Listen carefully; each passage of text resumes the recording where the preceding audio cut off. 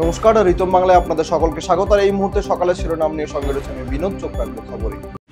বাংলাকে ধ্রুপদী ভাষার মর্যাদা দিল কেন্দ্রীয় সরকার। নতুন করে ওই তালিকায় নাম উঠেছে 5টি ভাষা, তার মধ্যে রয়েছে বাংলাও। মুখ্যমন্ত্রী মমতা বন্দ্যোপাধ্যায় জানিয়েছেন, দীর্ঘদিন ধরে এই স্বীকৃতি আদায়ের জন্য চেষ্টা করছে তার সরকার। কেন্দ্রীয় সংস্কৃতি মন্ত্রকের কাছে ওই দাবি সপক্ষে গবেষণাপত্র পাঠানো হয়েছে, আর সেই দাবি মেনে নিয়েছে কেন্দ্র।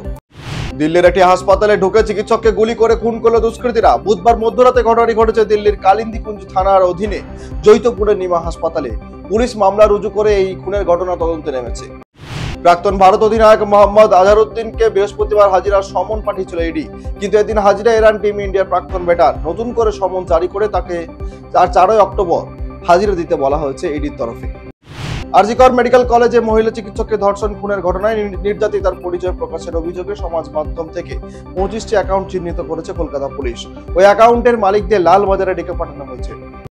বাঁশদ্রোণী থানায় ধর্ণা দেওয়া গ্রেফতার হওয়া রূপা গঙ্গোপাধ্যায়কে জামিন দিল আলিপুর আদালত।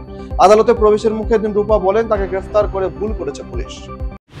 বৃষ্টি কোনোভাবে পিছু ছাড়ছে না আপাতত, তার থেকেও কমছে না গুমোট ভাব।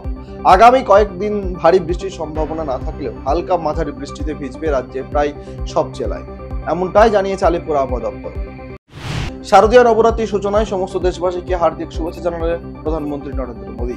বৃহস্পতিবার সকালে নিজের এক্স হ্যান্ডেলে প্রধানমন্ত্রী মোদী শুভেচ্ছা বার্তায় লিখেছেন, সমস্ত দেশবাসীকে নবরাত্রির অসীম শুভেচ্ছা। দিল্লিতে বাংলাদেশের হাই কমিশনার মোহাম্মদ মুস্তাফিজুর রহমানকে অপসারণ করল মোহাম্মদ ইউনূস পরিচালিত অন্তর্বর্তী সরকার। বাংলাদেশের বিভিন্ন সংবাদ মাধ্যম জানিয়েছে, মুস্তাফিজুর সহ মোট 5 জন উচ্চপদস্থ কূটনীতিককে ঢাকায় ফেরার নির্দেশ দিয়েছে অন্তর্বর্তী সরকারের বিদেশ মন্ত্রক। অনশন ভেঙেছেন সমাজকর্মী সোনম ওয়াংচুক এবং তার সঙ্গীরা। বুধবার সন্ধ্যায় তাদের ছেড়ে দেয় পুলিশ। সাংবিধানিক সহ বেশ কয়েকটি দাবি দেওয়া নিয়ে দিল্লি চলো পদযাত্রা করে রাজধানীতে এসে পৌঁছান ওয়াংচুক এবং অন্যরা।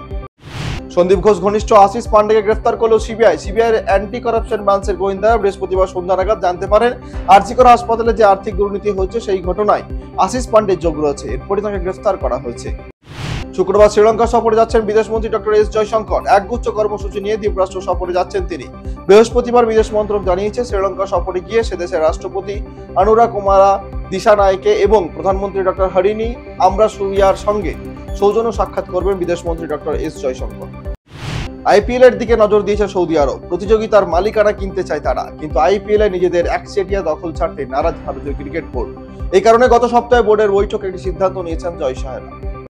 কলম্বাস ক্রুকে হারিয়ে এবারে সাপোর্টার শিল্ড জিতে নিল ইন্টার মায়ামি। বৃহস্পতিবার সকালে এই ম্যাচে মেসিরা জিতলেন 3-2 ব্যবধানে। আর্জেন্টিনা জাতীয় দলে ফিরলেন মেসি, খেলবেন বিশ্বকাপ বাছাই পর্বে। সেপ্টেম্বরে খেলতে পারেননি বিশ্বকাপ বাছাই পর্বে, তাকে ছাড়াই দল তৈরি করেছিলেন লিওনেল স্ক্যালোনি। প্রায় 2.5 মাস পর বুধবার জাতীয় দলে ফিরেছেন মেসি।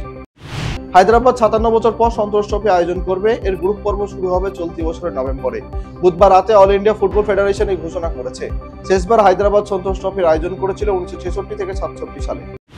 সংযুক্ত আরব আমিরাতে মহিলা টি20 বিশ্বকাপে দেখা যাবে স্মার্ট রিপ্লে পদ্ধতি। আইসিসির প্রথম কোনো ইভেন্ট যেখানে দেখা যাবে এই স্মার্ট রিপ্লে পদ্ধতি। এই পদ্ধতি বিশ্বকাপে টিভি আম্পায়ারদের সুবিধা দেবে। অভিনেতা গোবিন্দার অনুরাগীদের জন্য সুখবর, এখন ভালোই আছেন জনপ্রিয় এই অভিনেতা। খুব শীঘ্রই মুম্বাইয়ের হাসপাতাল থেকে ছুটি পাবেন তিনি। নির্মাতারা জানিয়েছিলেন বৃহস্পতিবারই শহরে মানিক বাবুর মেঘ ছবিটির শেষ প্রদর্শন, কিন্তু জানা গিয়েছে ছবিটি আরো কিছুদিন দর্শক দেখার সুযোগ পাবেন। ছবির অন্যতম প্রযোজক বুদ্ধায়ন মুখোপাধ্যায় জানালেন, নন্দন কর্তৃপক্ষ ছবিটি আগামী 7 অক্টোবর পর্যন্ত ছবিটি প্রেক্ষাগৃহে রাখার সিদ্ধান্ত নিয়েছেন। আজ তবে এই পর্যন্ত। আরো নিত্য নতুন আপডেটের জন্য অতি অবশ্যই চোখ রাখুন রিতম বাংলার ফেসবুক পেজ এবং আমাদের ইউটিউব চ্যানেল। আর হ্যাঁ, অতি অবশ্যই গুগল প্লে স্টোরে গিয়ে ডাউনলোড করুন রিতম অ্যাপ।